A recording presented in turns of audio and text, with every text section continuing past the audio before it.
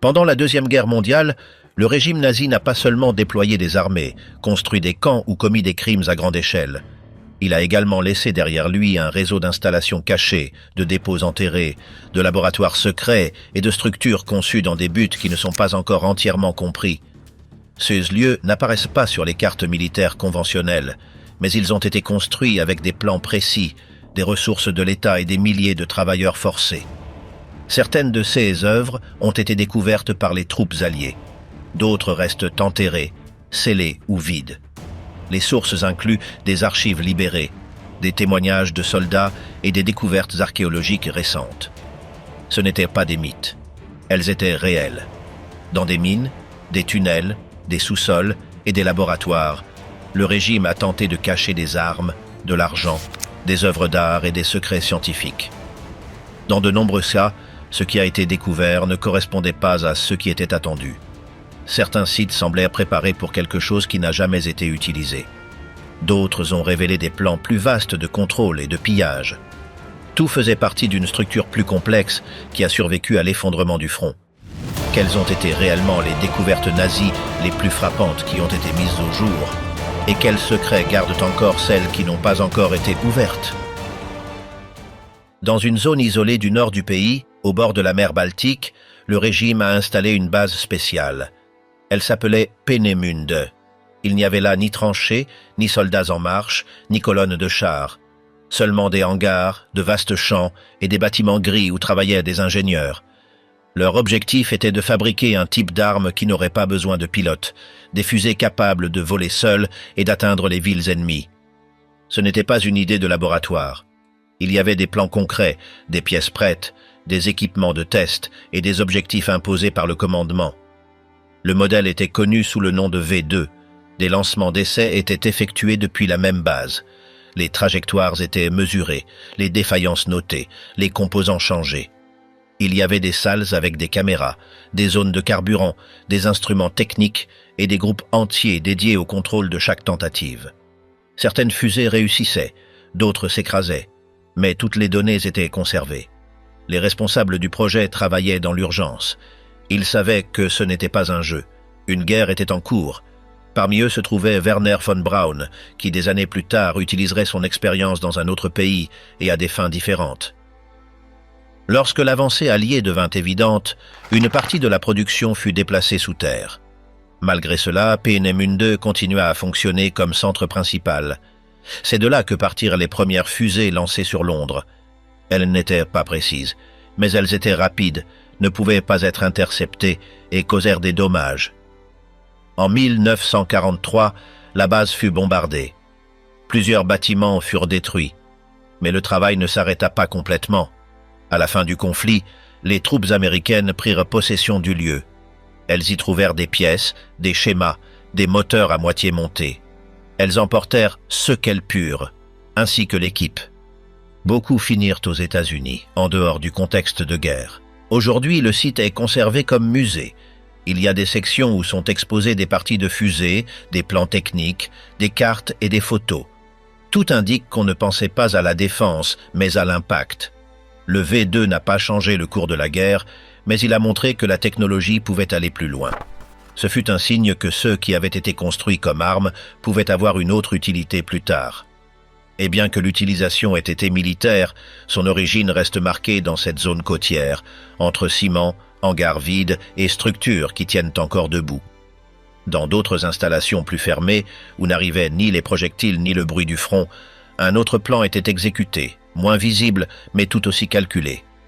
Le programme Lebensborn fut créé par le régime pour assurer la naissance et l'éducation d'enfants qui remplissaient certains critères. Des maisons maternelles étaient ouvertes à différents endroits du pays. On y recevait des femmes célibataires qui, selon les autorités, réunissaient les conditions physiques recherchées. Cheveux clairs, yeux clairs, bonne santé. Elles accouchaient là sous contrôle médical. Ce n'était pas un hôpital ordinaire. C'était une partie d'un système. Souvent, ces femmes ne s'avèrent pas ce qu'il allait advenir de leurs enfants. Certaines étaient informées qu'ils seraient confiés à des familles liées au parti. À d'autres, on les retirait sans donner de raison. Des bébés pris dans d'autres pays arrivaient également. C'étaient des enfants enlevés pour leur apparence. Ils étaient élevés comme s'ils étaient allemands, avec de faux noms et sans trace de leur origine. Ce qui était offert comme protection était en réalité un système de contrôle sur qui devait naître et comment il devait être élevé. Les décisions n'étaient pas prises par les mères, elles étaient prises par les responsables du programme. Lorsque la guerre se termina, les centres furent abandonnés, des documents furent brûlés, des listes furent effacées, des milliers de ces enfants grandirent sans connaître leur provenance. Avec le temps, des indices apparurent, certificats manipulés, lettres perdues, fragments de registres.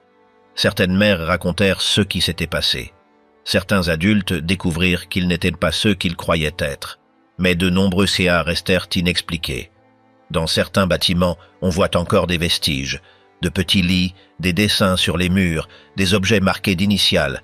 Rien ne semble hors du commun, sauf pour ceux qui savent ce que fut cet endroit. Ce qui fut présenté comme un réseau de soutien était en réalité un programme visant à modeler la population. Il ne s'agissait pas seulement d'apporter de l'aide, il s'agissait de décider quelles naissances étaient utiles et lesquelles ne l'étaient pas. Et bien que presque tout ait été détruit, des traces continuent d'apparaître. Le programme Lebensborn n'a pas laissé de fosses ni de bombes, mais il a laissé une génération entière marquée par le contrôle, la dissimulation et les décisions prises depuis des bureaux qu'ils n'ont jamais connus. Pendant que dans ces lieux on décidait quel type de personnes devaient naître, dans d'autres points du pays, des tunnels étaient creusés sans relâche. Dans une zone montagneuse au sud-ouest, le régime a lancé un projet appelé RISE. Il ne fut publié dans aucun journal, il n'était pas annoncé sur les cartes, mais il mobilisa des milliers de travailleurs forcés. Des entrées étaient ouvertes dans la roche, des couloirs étaient percés, des plafonds étaient renforcés, des salles étaient connectées, tout sous surveillance constante. Les plans étaient incomplets. Personne ne savait entièrement quel était l'objectif final. Certains parlaient d'un centre de commandement, d'autres d'un complexe de fabrication d'armes. Mais cela ne fut jamais confirmé. Les conditions étaient dures, froid, poussière, humidité. On travaillait par équipe, avec des outils rudimentaires. Il y avait des accidents quotidiens. Les décès n'étaient pas comptés par des noms, seulement par des nombres. Certaines zones étaient recouvertes de ciment, d'autres étaient soutenues par du bois humide. Il n'y avait pas de lumière naturelle, il n'y avait pas de ventilation. Le projet continuait de croître, sans explication publique, sans date de fin. Chaque jour, plus d'ouvriers, plus de matériaux, plus d'ordres arrivaient. Lorsque la guerre prit fin, les troupes alliées trouvèrent les accès. Il y avait des structures à moitié terminées, des équipements abandonnés, des documents éparpillés. Les tunnels étaient vides, mais montraient que quelque chose d'important avait été tenté là. Ils ne furent jamais utilisés, ils ne furent jamais achevés, et jusqu'à aujourd'hui, personne n'a pu dire avec certitude à quoi ils servaient. Certaines entrées restent fermées, d'autres peuvent être visitées. Ce qui est clair, c'est qu'il y avait une intention claire de construire quelque chose de grand, d'occulte et de durable. Mais le projet RISE est resté comme un réseau de galeries sans destination. Un effort énorme enterré dans la roche, sans explication complète, sans utilisation finale.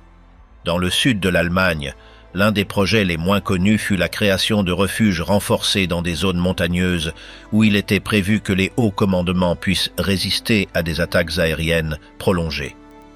Certaines de ces structures furent construites sur des pentes abruptes, d'autres dans des cavernes naturelles adaptées avec du béton et des renforts d'acier. Ce n'étaient pas des bases militaires en fonctionnement, mais des espaces de refuge, conçus pour une guerre qui devenait de plus en plus défensive. L'entrée de nombreux de ces sites existe encore, bien que bloquée par des décombres. L'un des sites les plus frappants fut celui d'un refuge souterrain à Berchtesgaden, près du Kelsteinhaus. On y découvrit des chambres vides, des dépôts d'aliments en conserve, des zones techniques inachevées et des sorties de ventilation qui connectaient avec la forêt. Il n'y avait aucun signe qu'il ait été utilisé de manière prolongée. Tout semblait prêt, mais sans avoir été occupé. Ces espaces renforcent l'idée que le régime se préparait à une résistance prolongée dans des zones isolées. Mais la vitesse de l'avancée alliée empêcha qu'il soit utilisé. On trouva également des installations médicales abandonnées qui avaient été adaptées pour réaliser des tests sur des êtres humains sans registre officiel. Les chambres étaient équipées de lits individuels, de lampes chirurgicales et d'armoires contenant des substances étiquetées seulement avec des nombres. Certaines cloisons montraient des marques de fixation. Dans certaines zones, on trouva des plateaux avec des outils chirurgicaux rouillés, des récipients en verre brisés et des annotations éparses. Bien qu'il n'ait pas été possible de reconstruire avec exactitude ce qui était fait dans ces salles, tout indique qu'elles furent utilisées pour des pratiques médicales non enregistrées. La découverte de ces structures, loin du front et sans activité militaire directe, montra comment le régime avait conçu des zones intermédiaires à des fins logistiques, expérimentales ou de refuge. Ce n'étaient pas des installations improvisées. Elles avaient des plans, du personnel et des ressources allouées. Mais elles restèrent incomplètes, comme le reflet d'une machinerie qui n'eut pas le temps d'exécuter tous ses plans. Ce qui resta sous terre ou derrière des portes scellées est une preuve supplémentaire de la portée d'un système qui pensait à tout, même à son éventuel retrait. Dans le camp de concentration de Sachsenhausen, à la périphérie de Berlin, une opération secrète fut organisée avec un objectif économique, fabriquer de grandes quantités de fausses monnaies. Le régime avait décidé qu'un moyen efficace de frapper l'ennemi était de déstabiliser son économie de l'intérieur. Pour cela, ils montèrent un atelier typographique à l'intérieur même du camp. Ce n'était pas une salle improvisée. Il y avait des presses, des encres spéciales, des plaques métalliques et des piles de papier soigneusement stockées. Tout l'équipement fut choisi pour copier avec précision chaque billet britannique. Les prisonniers assignés étaient des typographes, des graveurs ou des designers. Chacun fut sélectionné pour son habileté, non pour ses idées. Ils étaient maintenus séparés, avec des roulements stricts et une surveillance constante. Ils dormaient dans des baraquements distincts. Ils ne parlaient pas entre eux. Ils ne savaient pas combien de billets étaient reproduits par jour. Ils recevèrent seulement des instructions. Si un exemplaire était mal fait, il était répété. S'il y avait des erreurs, tout le lot était écarté. Personne ne pouvait poser de questions. Les gardes ne voulaient que des résultats. Semaine après semaine, des piles de faux billets qui semblaient originaux sortaient. Le plan fut appelé Opération Bernard. L'idée était de lancer ces faux billets sur le territoire britannique ou de les infiltrer dans les banques par des réseaux clandestins. Bien que tout l'argent n'ait pas été utilisé, des millions furent produits. Lorsque le projet fut annulé, les billets furent transportés et cachés ailleurs. Mais tout avait commencé là, dans des salles fermées à l'intérieur d'un camp de concentration où les prisonniers étaient forcés de copier chaque trait avec une précision millimétrique, sans savoir s'ils sortiraient vivants de ce travail. Dans une autre partie du pays, au sud, fut installé l'un des complexes les plus protégés par le régime. À Obersalzberg, une région montagneuse avec des chemins étroits et des vues ouvertes sur la vallée, des habitations, des bureaux, des entrepôts et des structures furent érigés pour la coupole politique. Ce n'était pas un centre militaire. C'était un noyau d'où étaient prises les décisions. Hitler y vivait, également d'autres comme Himmler, Bormann ou Göring. Chacun avec son propre bâtiment. Tout était interconnecté par des routes privées, une surveillance permanente et des lignes de communication sécurisées. L'un des bâtiments les plus connus était le Kellsteinhaus. Il était situé au sommet d'une montagne et était accessible par une route qui montait en spirale. Au final, un tunnel percé dans la roche menait à un ascenseur qui montait verticalement jusqu'à l'intérieur du bâtiment. Là, les chambres étaient peu nombreuses, les grandes baies vitrées et le mobilier austère. Ce n'était pas une maison pour vivre, c'était un point de rencontre bref, avec des visites très contrôlées. De là, on voyait toute la vallée. Il n'y avait pas d'accès libre, chaque entrée était surveillée. Lorsque les Alliés bombardèrent la zone en avril 1945, plusieurs bâtiments furent endommagés. Le Berghof fut l'un des plus affectés. À l'arrivée des troupes, ils trouvèrent des meubles cassés, des papiers brûlés, des cartes marquées et des chambres vides. Il fut ordonné de démanteler une grande partie du lieu pour éviter qu'il ne devienne un site d'hommage. Seul le Kellsteinhaus fut conservé. En raison de son emplacement et de sa structure, il fut difficile à détruire. Aujourd'hui, il fonctionne toujours comme restaurant. Il conserve sa forme. On y accède par le même tunnel et le même ascenseur qu'à l'époque. Ce lieu montra comment le pouvoir ne se protège pas toujours avec des armes, mais avec la distance, des routes privées, une sécurité constante et un contrôle d'accès. Obersalzberg fut l'un des centres où l'on tenta de blinder le commandement politique pendant que le reste du pays s'effondrait. Aujourd'hui, il n'y a plus d'activité officielle là-bas, mais les structures sont toujours debout. Elles peuvent être parcourues. Certains couloirs restent fermés. D'autres sont ouverts au public. Mais ce qui y fut organisé ne figure pas dans les brochures touristiques, c'est dans les plans, dans les archives, dans les photos prises par ceux qui sont arrivés après. Pendant que les hauts commandements vivaient protégés dans les zones montagneuses, d'autres travaillèrent sous terre, sans lumière ni repos. Dans la région du Harz, le régime ordonna de déplacer des usines entières sous terre. Les bombes alliées avaient déjà détruit de nombreux centres de production en surface. Pour continuer à fabriquer, des tunnels furent creusés, des machines furent montées et tout fut installé dans des galeries souterraines. On utilisa de la main-d'œuvre forcée. Des prisonniers arrivaient des camps voisins. Ils travaillaient avec des pioches, des pelles et sans protection. La poussière, l'humidité et la chaleur rendaient la respiration difficile. On produisait des pièces de roquettes, des parties de chars, des fuselages et d'autres éléments pour maintenir le front armé. Il n'y avait pas de pause, il n'y avait pas de nom. Chaque travailleur était un numéro avec une tâche. S'il s'évanouissait, il était remplacé. S'il ne remplissait pas le quota, il ne mangeait pas. La poussière couvrait tout. L'humidité brisait le bois. Les lumières s'éteignaient sans préavis. Les murs craquaient. Certaines zones s'effondraient, parfois avec des personnes à l'intérieur. Il n'y avait pas de sortie de secours. Si cela s'effondrait, le tunnel était fermé et un autre était ouvert. En avril 1945, les Américains arrivèrent. Ils trouvèrent des machines actives, des outils éparpillés, des pièces emballées, des documents incomplets et des corps non enterrés. Certaines zones étaient minées, d'autres abandonnées à moitié. Des photos furent prises, des inventaires furent dressés, des restes furent recueillis. Certaines entrées furent scellées en raison du danger. D'autres restèrent exposées.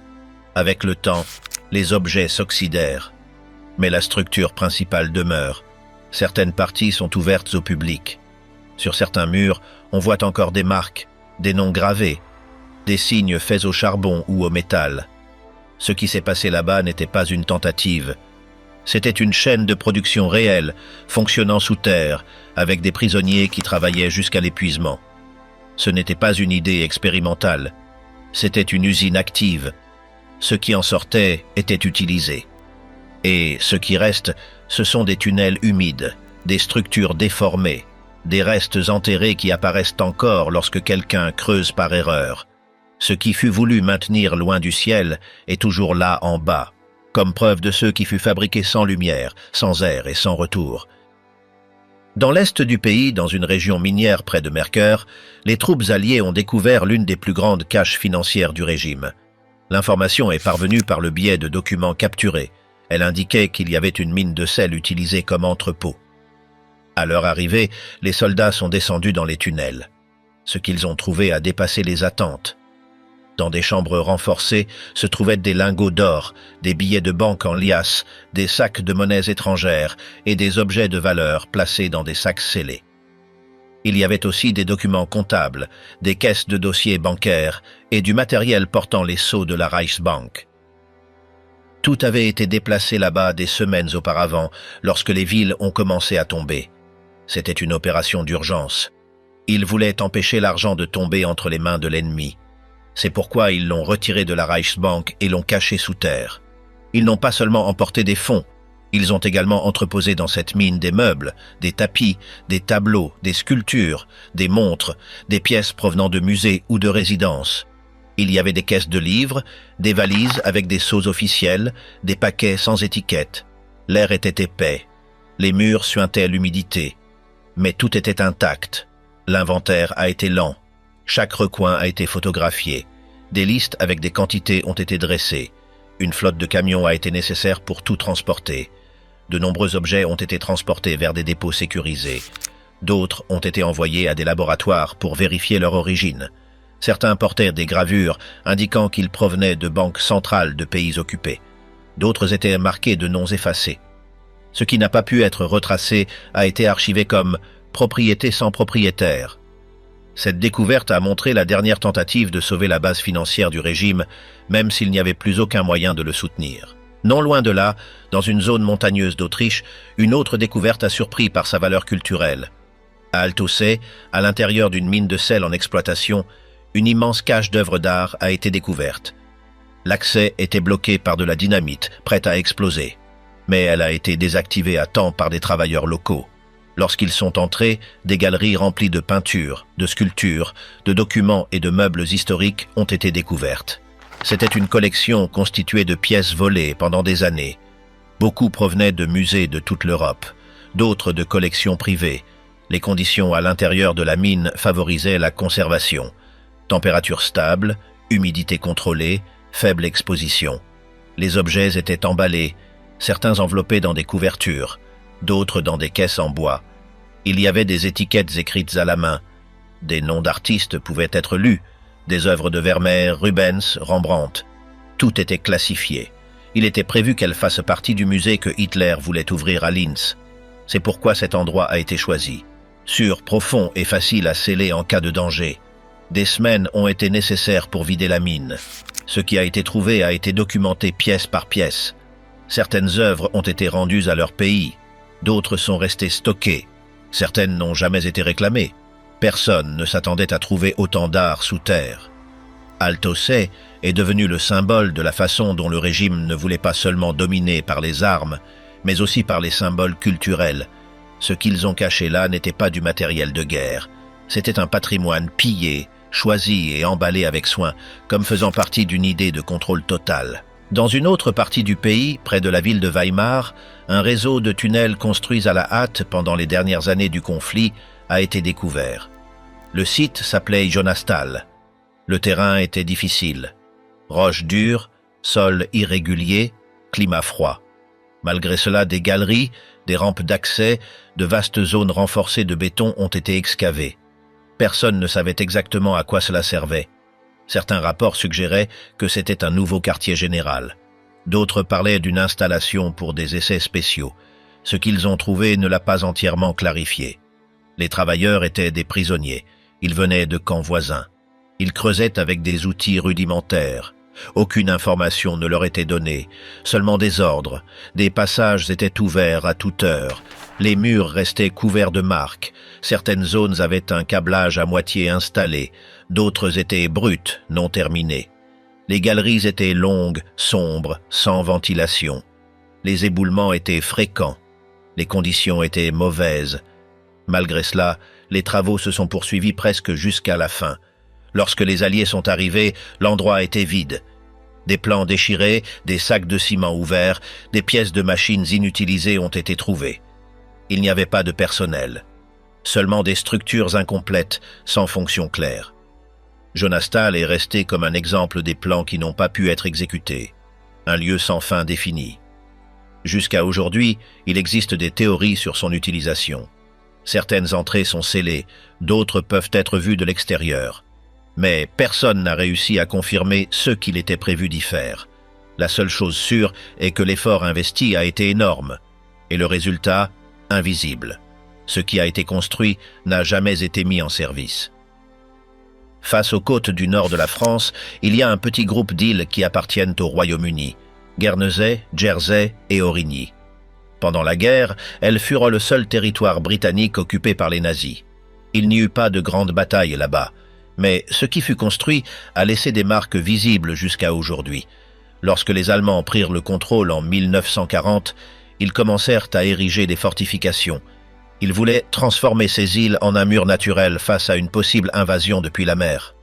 En peu de temps, les plages furent remplies de structures, des tunnels furent creusés, des bunkers en béton épais furent construits, des postes de surveillance furent installés sur des falaises, des entrepôts souterrains, des abris avec des systèmes de ventilation, des dépôts de munitions et des nids de mitrailleuses couvrant chaque entrée possible. À Aurigny, des camps de travail forcés furent construits. Là-bas, des prisonniers étaient forcés de creuser, de charger des matériaux et de maintenir tous les sites opérationnels. Des baraquements, des zones de stockage et des zones de surveillance continue furent également installés. Les travailleurs n'étaient pas des soldats. Ils venaient de zones occupées, détenus sans jugement. Ils creusaient avec de vieux outils, sans pause, sous surveillance constante. Le climat était rude, le terrain rocheux. Les équipes ne s'arrêtaient ni la nuit. Les structures étaient solides. Dans de nombreux CA, les toits avaient plusieurs mètres d'épaisseur. Elles furent construites pour résister à des impacts directs. Certaines avaient des entrées doubles, des portes renforcées, des connexions entre des points défensifs, des salles avec des générateurs et des radios. Chaque construction était conçue pour résister à des attaques prolongées, bien que ces attaques ne soient jamais arrivées. Les documents trouvés par la suite montrent que l'objectif était de transformer chaque île en un bastion fermé. Il n'y eut pas d'attaque majeure. En mai 1945, les soldats allemands se rendirent sans tirer. Les fortifications ne furent pas utilisées, mais elles restèrent là. Certaines furent scellées, d'autres restèrent visibles. Plusieurs sont ouvertes au public. Aujourd'hui, on peut parcourir des tunnels, monter sur des tourelles, voir des tours d'observation, des couloirs étroits et des zones enterrées sous terre. Dans certaines parties, il y a encore des lits, des restes d'uniformes, des systèmes rouillés et des marques sur les murs. La carte de l'époque montre comment chaque île fut divisée en zones défensives, avec des routes marquées pour déplacer les soldats, des dépôts sur les collines, des issues de secours cachées et un réseau de communication interne. Bien qu'elles n'aient pas été utilisées au combat, ces constructions montrent la peur réelle du régime de perdre le canal. Les îles furent considérées comme des points clés. Tout fut fortifié au maximum. Aujourd'hui, l'archipel propose des itinéraires touristiques et des musées qui montrent ce qui a été fait. Certaines zones restent fermées, d'autres ne s'ouvrent qu'avec autorisation. Mais ce qui est resté enterré là-bas continue d'être un exemple de l'ingénierie nazie conçue pour une défense qui n'a jamais eu lieu. À Francfort, l'une des grandes villes du pays, les Alliés trouvèrent autre chose. Ce n'étaient pas des tunnels, ni des armes, c'était un commerce. De l'extérieur, cela ressemblait à n'importe quel magasin. Mais à l'intérieur, il y avait des étagères, des vitrines propres, des étiquettes et un type d'inventaire différent. Des objets personnels étaient offerts, des verres marqués d'initiales, des stylos, des lunettes, des montres, des chandeliers, des colliers, des photos. Ils n'avaient pas de prix, mais ils avaient des codes écrits sur papier. En examinant les documents trouvés là-bas, tout fut compris. Ces objets provenaient des déportations. Chaque fois qu'une famille juive était arrêtée, ses affaires étaient séparées. Les objets utiles étaient envoyés à des centres de tri. Ensuite, ils arrivaient dans des lieux comme celui-ci pour être revendus. Ce n'était pas un pillage isolé, c'était une chaîne avec des registres. Chaque objet passait entre des mains qui le nettoyaient, lui mettaient une étiquette et le stockaient. Certains portaient des gravures de leurs propriétaires, d'autres des notes pliées jamais lues. Parmi les papiers, on trouva des lettres, des listes de propriétés et des cartes de maisons marquées. Les objets les plus petits étaient placés dans des plateaux, les bijoux dans des coffres forts. À l'arrière, il y avait des valises entières, beaucoup non ouvertes. Lorsque les Alliés examinèrent le site, ils comprirent qu'il ne s'agissait pas de vols isolés. C'était un réseau légalisé, avec des permis, des tampons, des signatures et des transports assignés. Ce qui fut trouvé à Francfort fut l'une des rares preuves physiques que cette opération incluait des points de revente, avec des magasins ouverts au public. Après la guerre, certains tentèrent de récupérer ce qui leur appartenait, mais presque rien ne revint. Beaucoup étaient morts. D'autres ne pouvaient pas prouver ce qui leur appartenait.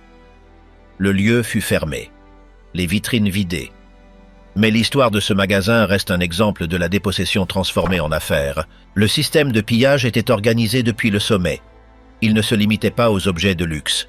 On vendait des couverts, des instruments médicaux, des montres bon marché, jusqu'à des ustensiles de cuisine. Chaque article était classé selon son utilité. S'il avait des gravures personnelles, elles étaient couvertes. S'il venait avec des étiquettes, elles étaient remplacées. Les entrepôts étaient organisés par type de produit. Dans certaines vitrines, des photos de famille étaient placées à côté des objets, comme si rien ne s'était passé. Le magasin fonctionnait comme un marché légal, bien que tout ce qui s'y trouvait ait été volé sous la protection de l'État. Dans le sud du pays, dans des zones rurales de Bavière, il y avait des bâtiments qui de l'extérieur ressemblaient à des hôpitaux ou des écoles normales. Mais depuis 1939, plusieurs d'entre eux furent adaptés à une fin différente, appliquer le programme de euthanasie que le régime avait approuvé. Il ne s'agissait pas de malades en phase terminale, il s'agissait de personnes atteintes de déficience mentale, de maladies chroniques ou de conditions ne représentant aucun danger. Dans le cadre de ce plan, elles étaient éliminées secrètement, sans jugement ni avertissement, et avec de fausses causes enregistrées sur des documents officiels. Ceux qui arrivaient étaient examinés par de nouveaux médecins avec des feuilles de calcul. S'ils n'étaient pas jugés aptes, ils étaient mis à l'écart. Certains recevaient une nourriture spéciale pendant quelques jours. D'autres étaient emmenés directement dans des salles fermées.